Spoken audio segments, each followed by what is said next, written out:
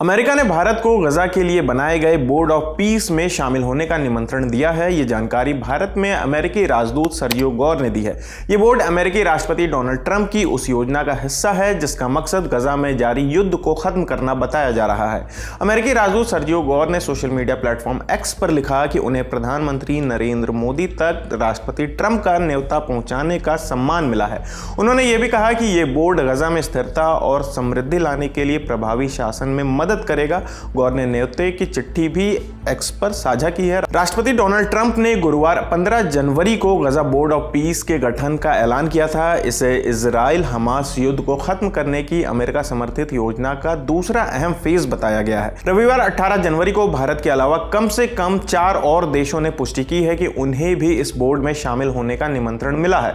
Associated press की report के मुताबिक जॉर्डन, ग्रीस, साइप्रस और पाकिस्तान को भी न्योता भेजा गया है। इससे पहले कनाडा, तुर्की, मिस्र, पैराग्वे, अर्जेंटीना और अल्बानिया ने भी ऐसे निमंत्रण मिलने की बात कही थी। कुल कितने देश से संपर्क किया गया है ये अभी साफ नहीं है। एक अमेरिकी अधिकारी के मुताबिक जो इस बोर्ड में प्रस्तावित चार्टर से वाकिफ हैं, बोर्ड की अस्थायी सदस्यता के लिए 1 अरब अमेरिकी डॉलर का योगदान देना होगा। वहीं 3 साल के कार्यकाल के लिए किसी तरह की आर्थिक शर्त नहीं रखी गई है।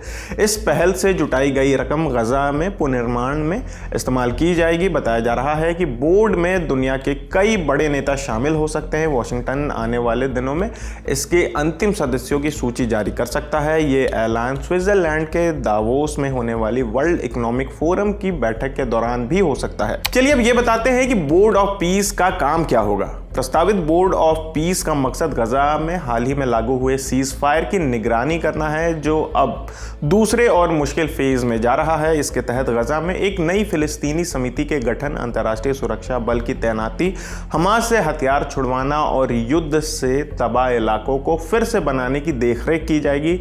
इन्विटेशन में कहा गया है कि संयुक्त राष्ट्र सुरक्षा परिषद ने अमेरिका समर्थित 20 सूत्रीय गजा सीज फायर योजना को मंजूरी दी है, जिसमें इस बोर्ड का गठन भी शामिल है। व्हाइट हाउस ने पिछले हफ्ते एक कार्यकारी समिति के गठन का भी ऐलान किया था, जो बोर्ड की सोच को जमीन पर उतारने का काम करेगी। हालांकि इजराइल ने इस पर आपत्ति जताई है। प्रधानमंत्री बेंजामिन नेतन्याहू के कार्यालय ने कहा कि यह समिति इजराइल से समन्वय किए बिना बनाई गई है और यह उसकी नीति के खिलाफ है। इसे अमेरिका के करीबी सहयोगी इजराइल की ओर से एक सार्वजनिक असहमति माना जा रहा है। यह तो थी बोर्ड की बात। अब लगे हाथ ये भी जानते हैं कि कार्यकारी समिति में कौन कौन है।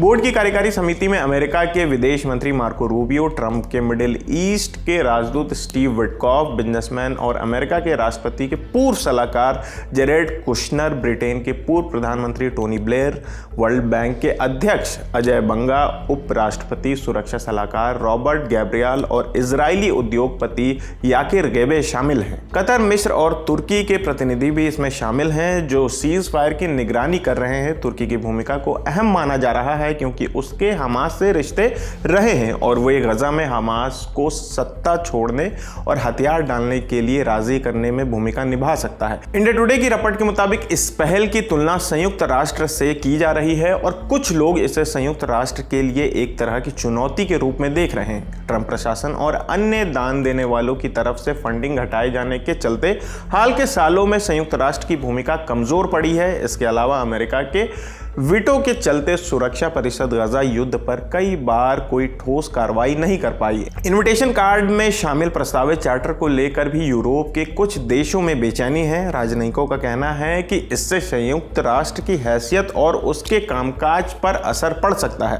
रिपोर्ट में बताया गया है कि कई देशों ने इस न्योते पर सतर्क रवैया अपनाया है। राजनयिकों के मुताबिक करीब 60 देशों को यह न्योता भेजा गया है। हंगरी, जिसके नेता ट्रंप के करीबी माने जाते हैं, वो अकेला देश है जिसने खुले तौर पर और बिना शर्त इस प्रस्ताव को स्वीकार किया है। इटली और कनाडा ने सीमित समर्थन के संकेत दिए हैं, जबकि ज्यादातर देशों ने औपचारिक प्रतिक्रिया देने से भी परहेज किया है। रॉयटर्स की रिपोर्ट के मुताबिक न्योता और मसौदा चार्टर में यह भी कहा गया है कि राष्ट्रपति ट्रंप इस बोर्ड के आजीवन अध्यक्ष होंगे। शुरुआत में बोर्ड का ध्यान गजा पर रहेगा, लेकिन बाद में इसके दायरे को वैश्विक स्तर पर बढ़ाने की योजना है।